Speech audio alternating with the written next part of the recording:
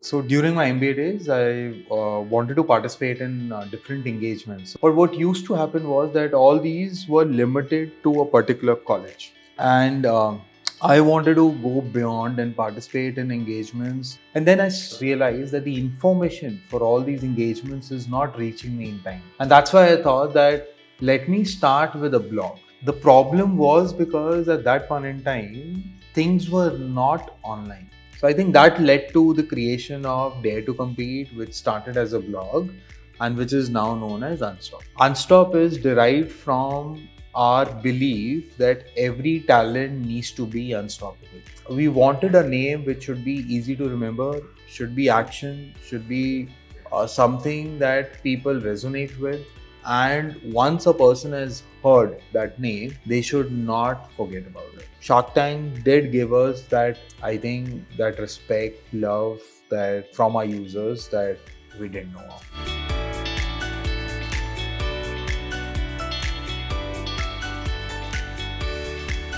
So before we start, Ankit, I wanted to know who is Ankit Aggarwal, where do he comes from, family में कौन-कौन है, कहाँ से starting हुई थी, अब कहाँ पे land किए?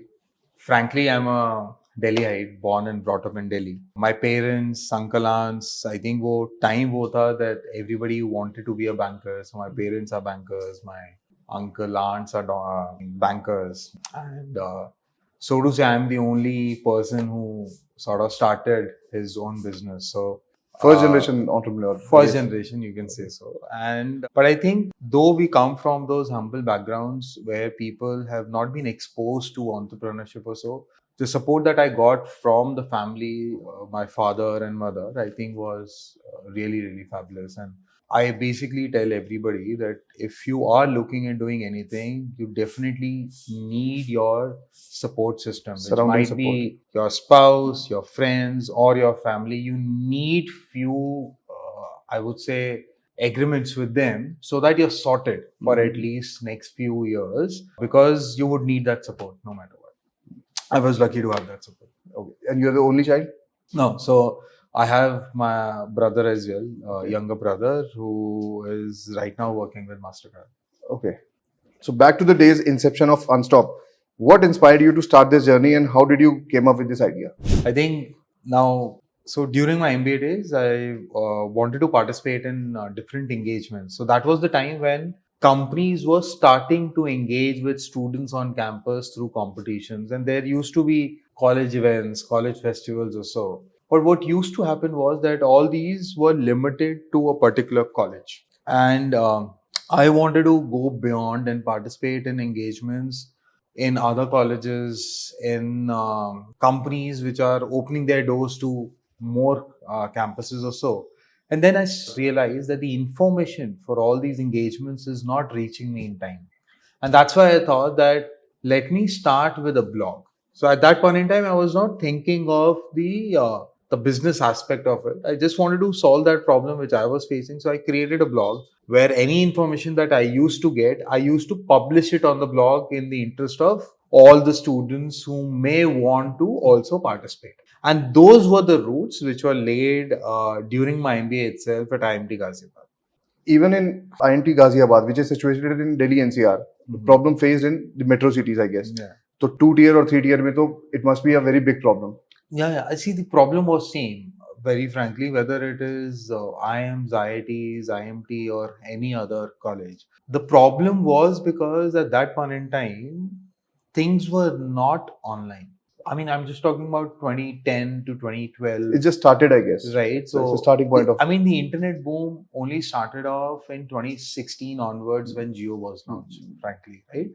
Before that, everybody wanted to be online, but nothing was online as such. And that's why it was faced by pretty much everybody, irrespective, because no college festival was taking any effort in distributing that information to all colleges within their network or even outside of their network. And that's when I said that let me start this exercise of ensuring that if there is an IMT Ghaziabad event, can it be pushed across to all MBA colleges? Or it can be open to all the colleges which are nearby. Exactly. So I think that led to the creation of Dare to Compete, which started as a blog and which is now known as Unstop. इस blog का I guess कोई trekking भी नहीं हो पाई होगी तब तो कि who all are applying through this blog. It could be a social service at that time. Social, I mean, yes, it was, but slowly and steadily, you do get a sense when people come to you that, hey, your blog is becoming popular. Can you push this information on your blog? So when you starting to get those requests from those organizers themselves that, hey, can you push this information as well onto your blog? You get that sense that this is becoming popular because that's word of mouth. See, I didn't invest anything in marketing or so, right? And how you used to push that blog to all the. I think it was basically value creation. So I was creating value for the students. So what used to happen was, and that is the biggest I think user acquisition till date as well. I used to push information about few of the competitions. Now that was the only, I think, an online page that a competition used to get. So couple of times what happened was that the event guys who were organizing their events in an offline mode, they got hooked onto that page and they started promoting that page in their network. So when they are promoting it in their network, the people who didn't know about this blog got to know about this blog. And then slowly and steadily, it became popular. I used to do it internally within IMT in my network, which started growing because the event organizers started connecting with me. And those organizers were connecting not only to push information about their competition, but the same people are also interested in participating in other competitions as well. So they were, I would say, content curators as well as content consumers. And that's why it led to that network effect, and which made me grow in terms of that blog growing from maybe just a 10,000 visits to 100,000 visits to maybe a million visits. As a founder of Unstop, could you share a story behind the platform's name and logo? What significance do they hold in reflecting the mission and value of the company? See, it's again a discovery-led journey. So right now, if you basically see our logo Unstop, so let's first talk about the name, right? Unstop is derived from our belief that every talent needs to be unstoppable. In fact, we use hashtag be unstoppable in any of our posts, or when I'm sort of talking to any of the talent, that please be unstoppable. So unstop word came from that belief of being unstoppable. When we started curating the logo, we thought that in the logo itself, there has to be some element which says life beyond a full stop, right? Ideally, there should not be a full stop. So if you closely see unstop as a word, UN is under a full stop. It's a circle which, I mean, describes that you undo that full stop and then you don't stop and become unstoppable. I think that was it. Plus, we wanted a name which should be easy to remember, should be action, should be something that people resonate with. And once a person has heard that name, they should not forget about it. And that's why Unstop as a brand grew when we revamped from Dare to Compete to Unstop. Now people know Unstop for who we are. And once they see our logo, once they see our belief, our thesis, once they see our value proposition, very rarely, even if they're not working with us, they don't forget us. And that's the brand that we were looking at creating. I think you changed the name of the platform later. How do you rebrand? And was it a challenge? It must be a challenge. See, the challenge is to think through what repercussions would happen, right? So at that point in time, and we did it 2 years back, just a bit less than 2 years back. At that point in time, we were approximately at 500,000 users with more than a million traffic onto the platform. We took about 3 to 4 months to decide whether to change the name or not, right? But the team supported. But the team was. I think that's where there were strong views that whether we should change it, whether we should not change it, if changing, what should be the name, and all, right? So I think we were discussing, and we didn't take a call for three months or so because at that point in time it was just a thought, right? But as you say, I mean, in entrepreneurship, अगर आपका दिमाग घूम गया एक बार, तो वो चीज करनी है, and Once I decided that I need to change it, then the whole exercise of creating a new brand, revamping the website, pushing it across, it just took us a month to do everything, right from buying the domain to changing to deciding the color, everything within a month's time. The basic or the maximum time we have taken is should we do it or not? And there were multiple parameters that were playing in my mind. Why? So I'll tell you. Dare to compete was because I was launching a blog. I was not looking at a business sense. I just took it anything that could resonate with my thought process of competing in competitions. And I believe that people should at least dare to compete so that they can showcase their skills, right? So the idea was good. But then we realized that we are only into events and competitions, right? And we have to take a pivot where we now need to move from an informatory website to a technology platform where the engagement should happen on the platform itself.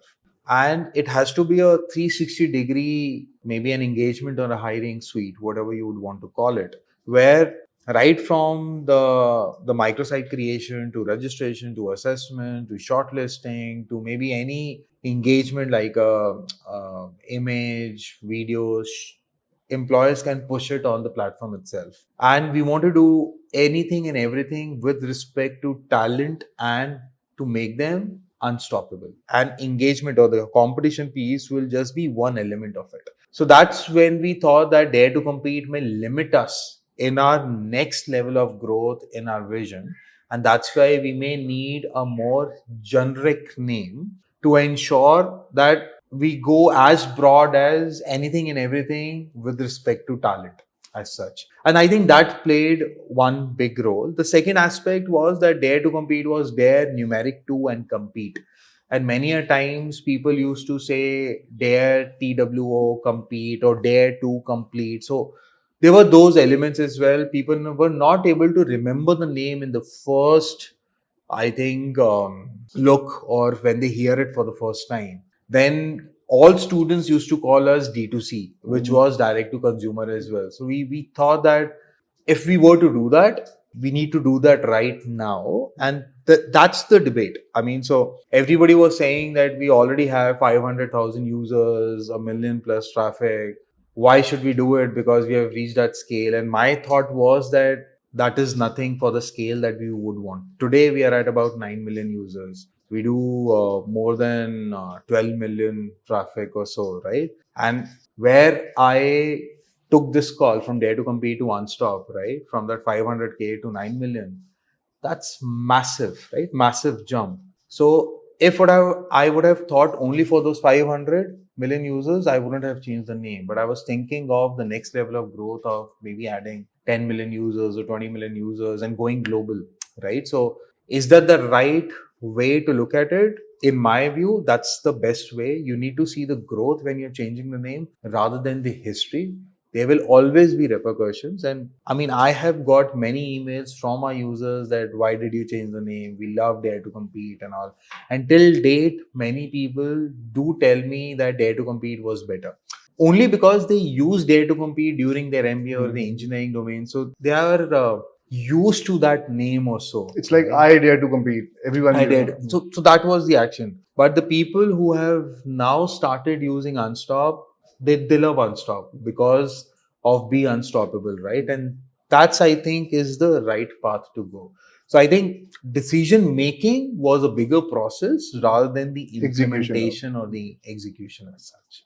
In the early days of Unstop, how did you go about gaining traction and building a user base? Where there are any pivotal moment or strategies that played a significant role in attracting initial community of users and partners? I think that happened when we grew in last 2 years from 500K users to 9 million users. See, imagine earlier we were only an informatory platform, like a news platform or so, where we used to push information. As soon as we opened our doors, we said that now that we are a platform, just like maybe a LinkedIn, Instagram, or a Facebook, right? Imagine you're a social media. You can create your pages yourself, you promote it in your network, the network guys or the people whom you're connected with, they get to know about those social media brands. They join those brands, they start creating their own pages, because that's how all the social media brands have grown, right? Instagram, Facebook, LinkedIn, or so. We thought that to create that community, this is the networking effect that we would need.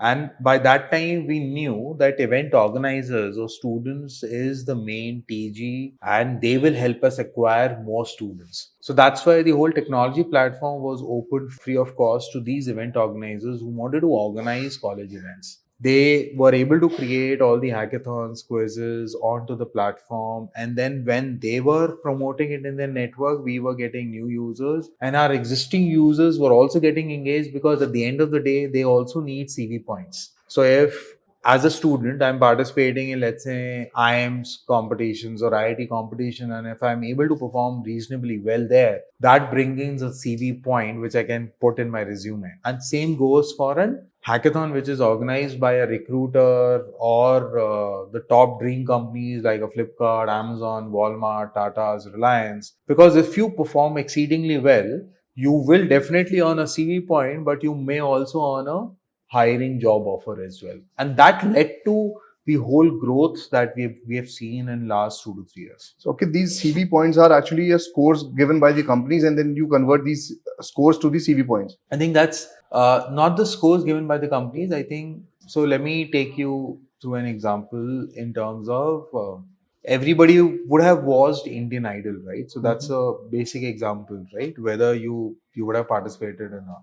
So in Indian Idol, there are multiple levels that you go through. You first apply, right? Then the first level is that you Audition. you audition in front of the judges. Then the second is regional finals, or maybe an on ground round where there are 500 people who are called from 5 lakh people, right? And then from those That 500, filtrations happen 50, there. and then the final, right? Yeah. So as you cut across or you get filtered, every stage becomes sort of a CV point. That, hey, I was the finalist in Indian Idol, or I won Indian Idol, or I was the semi-finalist, because that's a pride moment. Because if 5 lakh people applied, going to those first, the top 500 or maybe top 50 itself is an achievement. And those becomes your CV points, and students have been doing it, right? And imagine if you're able to do this for multiple companies or multiple competitions by elite colleges or so, it shows your character in that Your resume CV, itself, right? Everybody, because see, at the end of the day, for a student, resume will only have marks. Outside of marks, do you have any other experiences? I think these are the experiences in which they have shown their skills, and you validate that, hey, this person has done multiple aspects, or through internships or through projects. So I think what we are saying is that you join Unstop on day one of your UG or PG college journey, so that you are able to align your hobbies, interests with multiple opportunities onto the platform. You decide which industry, company, or which job profile is relevant for me, because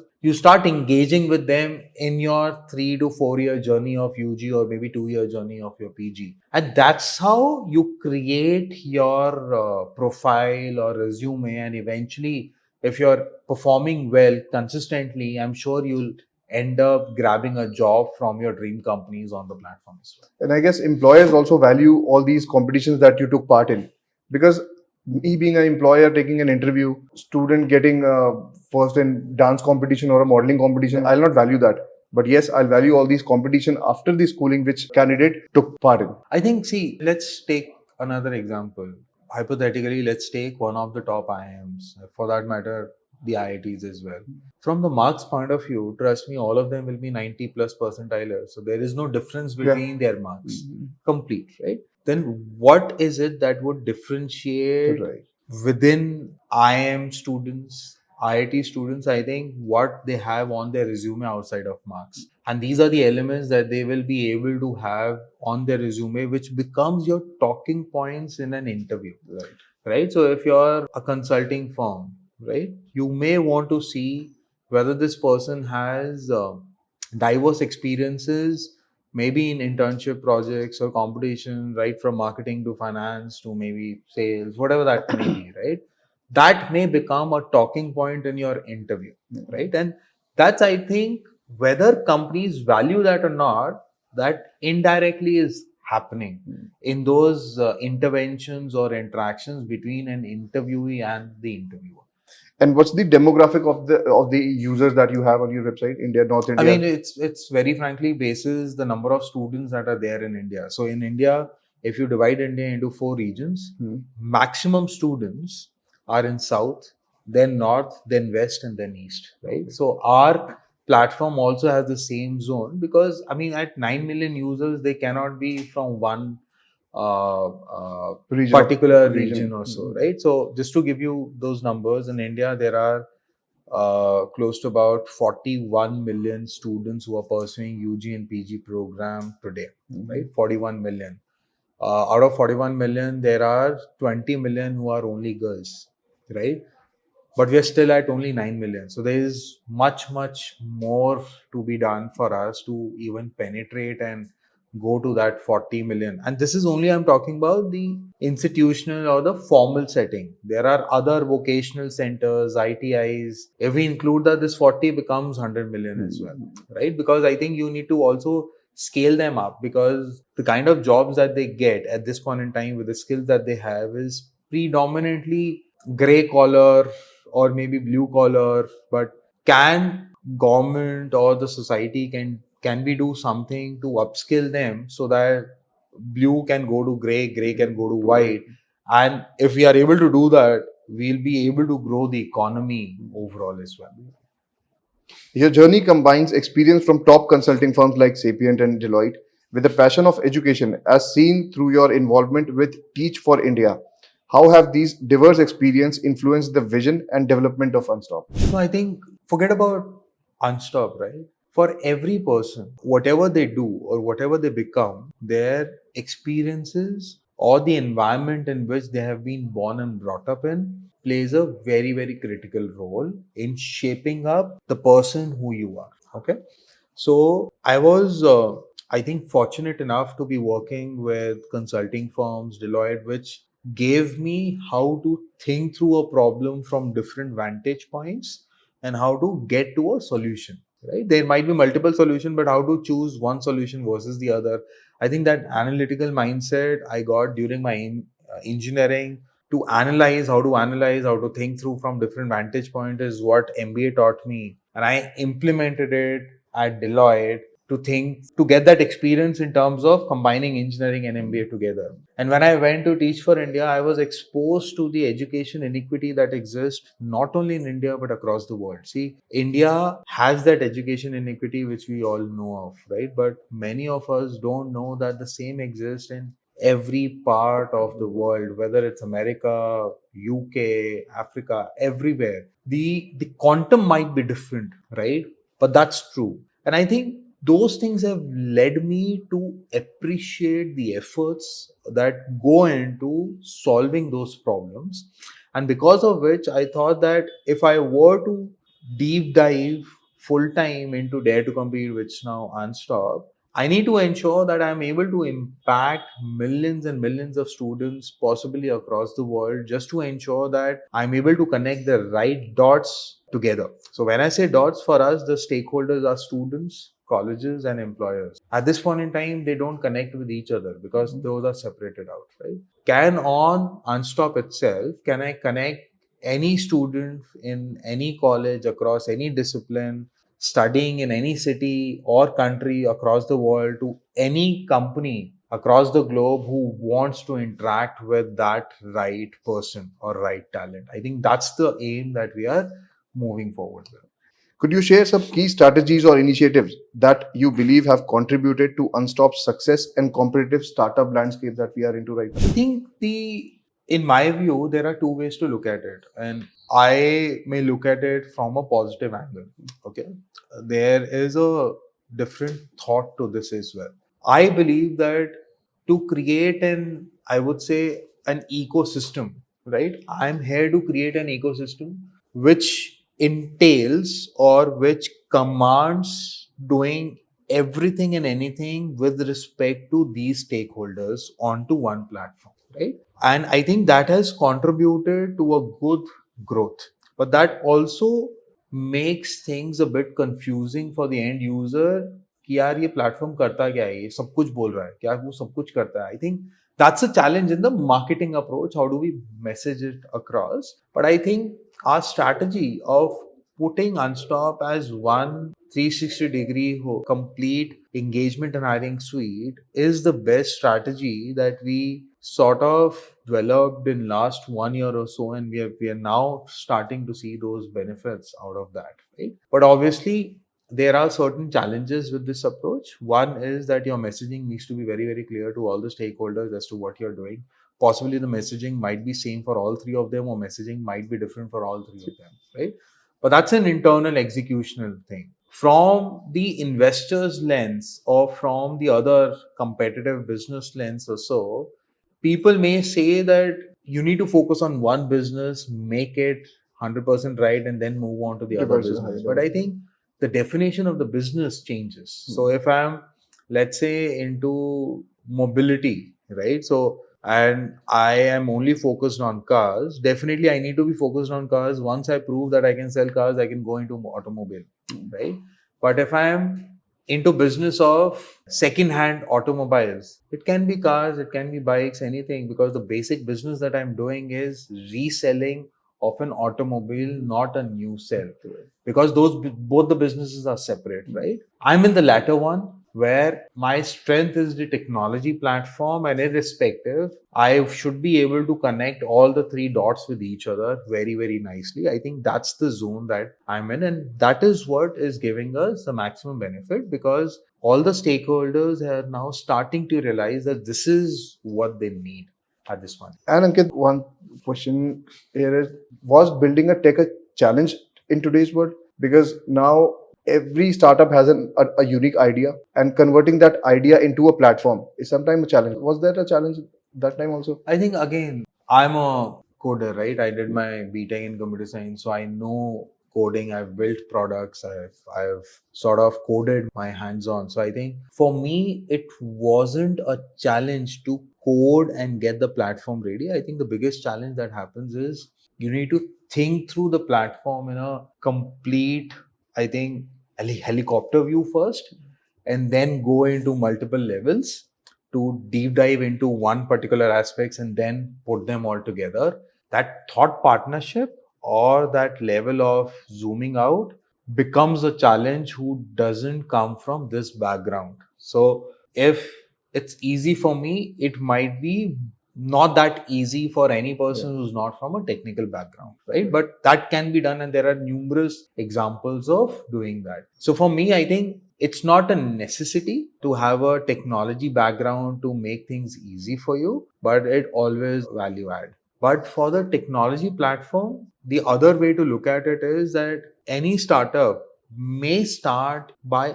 outsourcing their initial tech only to create that MVP, because you need to validate your thesis or your idea, right? You may not be able to get an in-house team for validation unless and until you have funds or so, or to get the right people.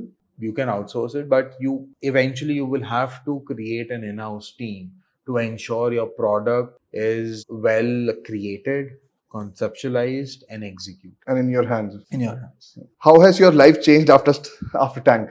For me, no difference, frankly. We did, so the only thing from the Unstop perspective that has happened is that we got to know the love that our users have for us. Before that, we didn't know that our users love us so much. Everybody went on social media, they went gaga about it, that hey, we use Dare to Compete. It's a fabulous platform. I think that 2 weeks were amazing, right? Our traffic saw a huge jump. Our love and respect came into the picture.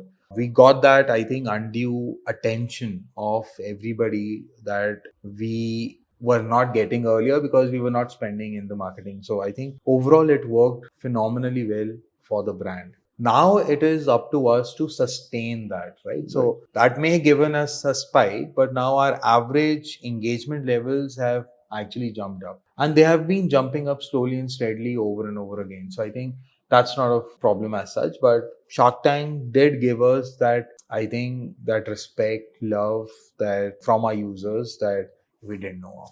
Your platform aims to connect talent with opportunities through gamified engagements like hackathon, quizzes, and simulations. How do you ensure that these engagements effectively bridge the gap between student, fresher, and potential employers, fostering meaningful connection beyond traditional resumes? I'll give you an example, right? My favorite example is Walmart. So when Walmart wanted to hire female coders, and I'll give you multiple examples so that you understand.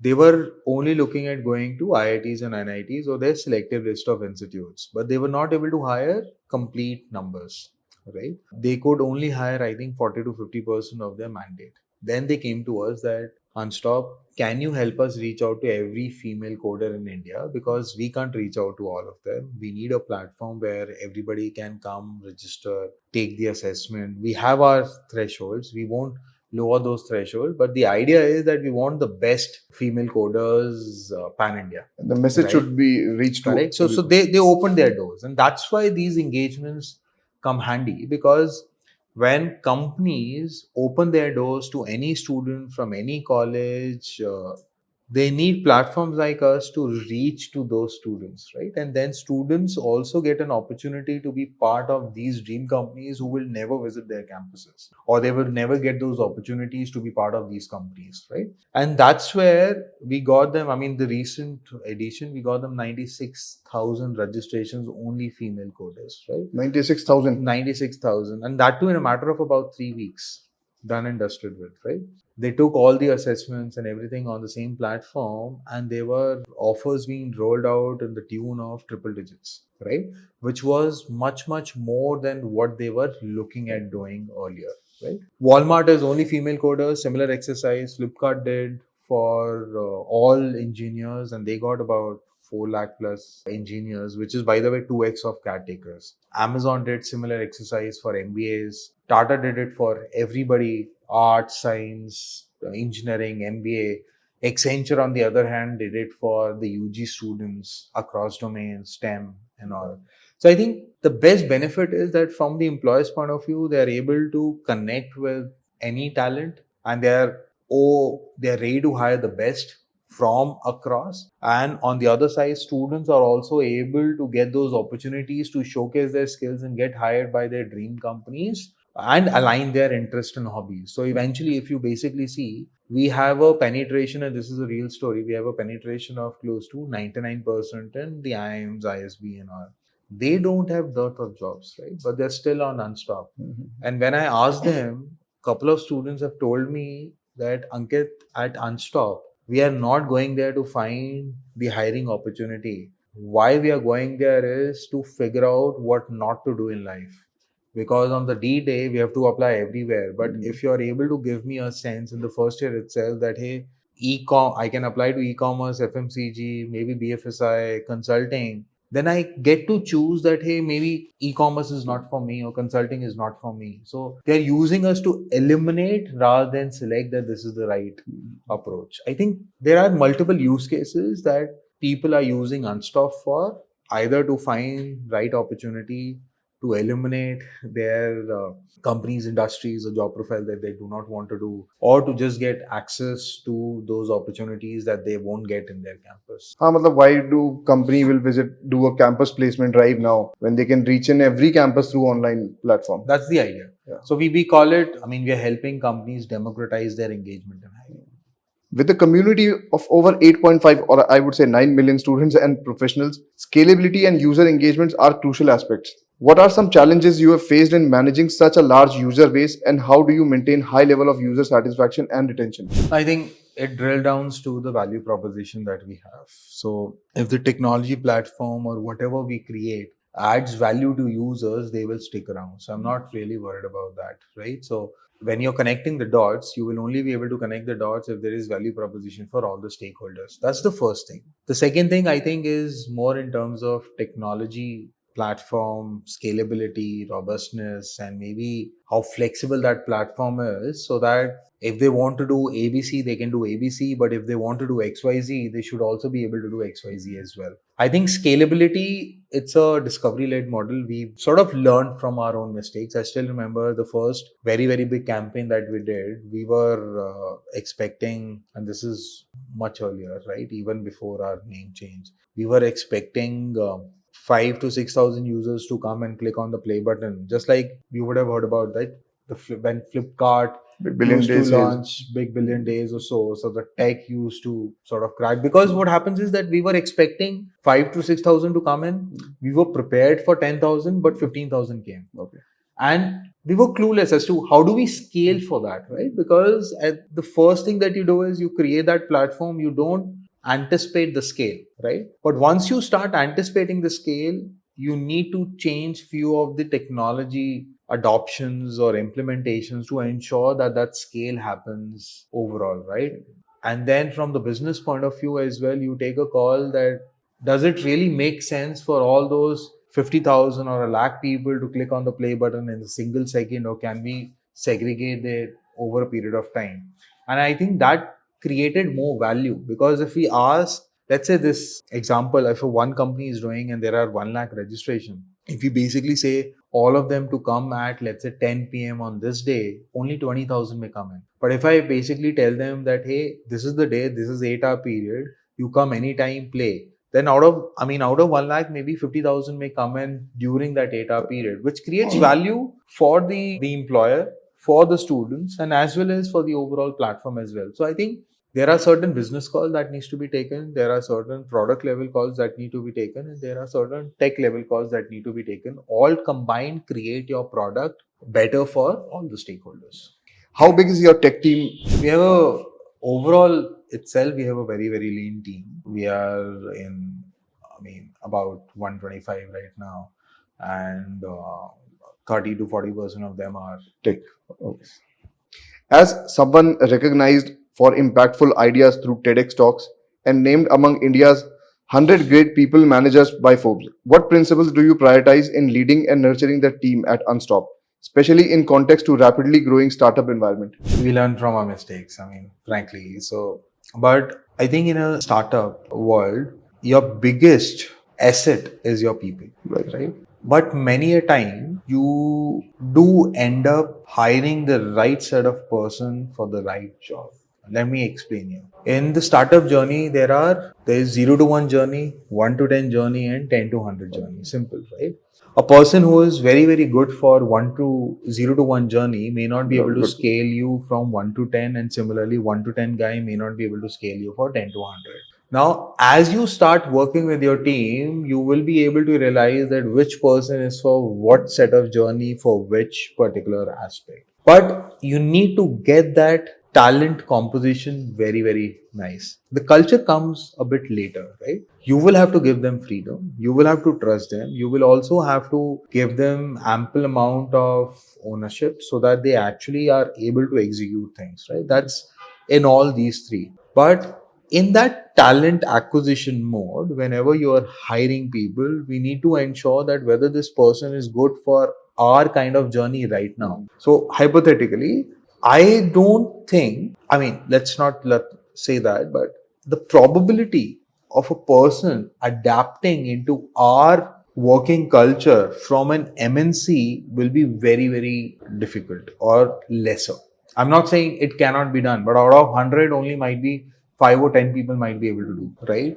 Vice versa might be fine. Anybody who has sustained a startup culture will be able to do fabulously well in MNC, or they may get frustrated because of maybe certain aspects that might be slow in an MNC because they've grown, right? So there are many set processes there that they have to go through. In a startup world, there are no set of processes, right? And that's why we were able to rebrand within a month's time, right? Because if I'm thinking through today, tomorrow we create a plan and day after tomorrow we implement it. It's very simple, right? But that may not be the case. And then what happens is, from the talent acquisition point of view or talent management point of view, we need to be sure that whoever person comes on board, at least for me, there has to be a value creation between them and us. So I should be able to leverage. If a role demands 10 things, I only check whether this person can do at least 6 or 7 things of those 10 things, because I need to have that gap as well, so that this is where that person will also grow professionally and personally. If I only hiring a person who pretty much knows everything, I may not be able to give him or her that growth that he or she may want to see in the future. I think those are certain aspects that also need to sort of dive into when we are talking about teams. But the biggest asset is the team itself. The quicker you take a call that, hey, this is the right person for this job, this is not the right person for this job, I think the better it is. Could you share some insights into the future directions of Unstop?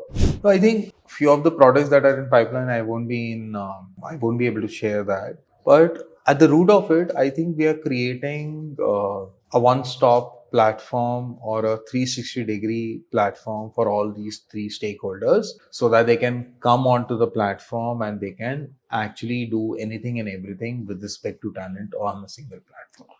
Before Unstop, you started a venture called Getadmissions. What was it about and why did you have to shut it down? Any key lessons from the journey that Getadmissions would like to share? I think on sidelines we were discussing about the lead model and the so I Convert. think so the idea of Get Admission, and this is 2012, right? So the idea of Get Admission was to put all colleges on a common platform, Okay.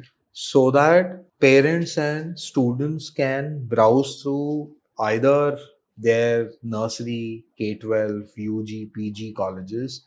They discover, they select the colleges or the institutes or the schools that they want to apply for, just fill up one form which houses all the information, unique information of all the selected colleges, make the payment, and boom, application goes everywhere, right? That was the whole idea, to ensure that the colleges are going online on the same platform. Sooner we realized that the premier colleges do not want to come on a common platform, and the non-so premier colleges, even if they want to come on a common platform, there isn't any money to be made because there are not too many applications. And then slowly and steadily, we discovered, and which is I think the best operating model in the current scenario as well, where colleges told us that forget about applications or even leaves. Can you admit a person, Right. and take it? I mean, maybe 10 or 20% of their overall fee, which used to be 50,000 to a lakh per student, right? But I think that didn't go really, really well with me, only because I was not convinced with the idea of pushing a person to a specific college. I wanted to create an open platform where I'm telling them to explore as much as you would want, and you are the one who should select. We are just giving the information. But I do not want to be the one who basically is either pushing them onto the one college or so, and maybe I might be thinking it very, very wrong. In a different trajectory, and that's why we didn't move forward with that idea, and I stepped out. Okay. Reflecting on the journey from inception to where Unstop stands today, what have been some of the most valuable lessons you have learned as a founder and CEO? How have these lessons influenced your approach to leadership and decision making with the company? I think from personally, there are two sets of learning, from the company perspective and from the personal growth perspective. I think personally, I think I have matured as a person, both personally as well as professionally. Earlier, I used to be that person who used to want everything under control. Okay, so when I say everything under control, it's not micromanaged, but let's say if you are developing the tech platform or the business strategy, everything needs to go through me so that I know whether that's aligned with our mission or vision or not, right? But as you grow, you need to decentralize those things. And my job is to actually get the next level of leadership in line, just to ensure that I should be trusting that person to take those prudent calls rather than coming to me for those calls also. I am really hands on to basically see through as to what's happening, what's not happening, and all of that. I think, but I'm on that stage now where the next level of leadership in terms of the people who will be handling those segments needs to be nurtured and needs to be fabulous at their own domain, so that they manage those domains fabulously. So that's one change. And I think that's where 0 to 1, 1 to 10, and 10 to 100 comes into the picture. From the company perspective, I think now I've learned that a person cannot do 3 or 4 jobs, very frankly. I mean, as you grow, right, you need, I mean, in my terms, in very, very crude terms, which I tell to my employees as well, that I need a ma or a bap of this feature or a ma or bap of this vertical or this business, because unless and until I have a dedicated mind working to make certain aspect a success, that aspect won't be a success. Right. And I think that's what I've learned in last 2 to 3 years, very, very specifically, where I need an owner. I can't give that as a part-time responsibility to somebody, because that may not see the light of the day, because if that person has 3 or 4 things, all of them cannot go in the same pace, in the same manner. And that's precisely why I think in any company there has to be owner of different specific Processes on that, aspects or so. It's in our view of things, when I'm creating a platform which is a house of brands within itself, right? We have mentorships, we have practice, we have learning, we have jobs, we have competitions, and trust me, you will find many companies who are doing only just those elements. If I'm housing, I need owners of all of them within the team. I think that's a shift, and we have seen benefits of that happening as well. And you will always learn from your decisions. The best thing is that when you're making a decision, it has to be also tracked whether that decision was right or not within maybe 3 months or 6 months, and then you improvise or change it. The sooner you do that, the better it is for the business as well as you as a person. So, okay, that's the best insight what I have got from this podcast. Last question. Looking back, is there anything you would have done differently in the early stages of building Unstop? What advice would you offer aspiring entrepreneurs who are embarking on similar journey of launching their own startup? I mean, few of the mistakes which you made and you want. I'll probably start as soon as possible. So if I go back to my college days itself, rather than a blog, I should have started Unstop with that whole technology Full stack platform during that stage itself. If you basically see, LinkedIn started during those days itself. So I started full time only in 2017.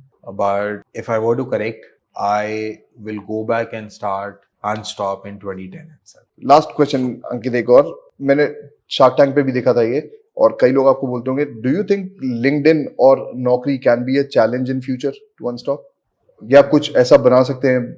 They are a challenge today as well. So future का तो छोड़ दो आप. अच्छा. मतलब if I'm competing with and Big creating sharks. this whole thing, I mean, for me, any big company can hop into my zone as well. Forget about even LinkedIn Or in any zone, because they have correct.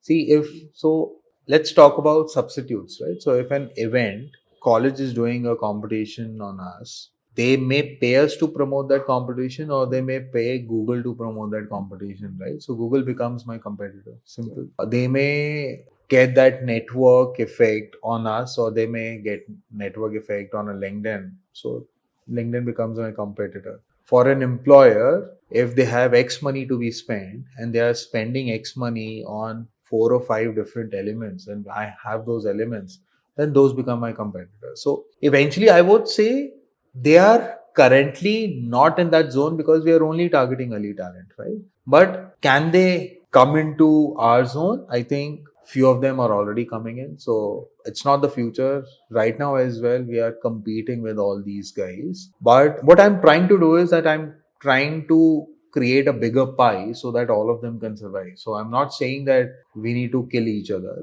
We can all sustain in the same market itself, because the pie can increase.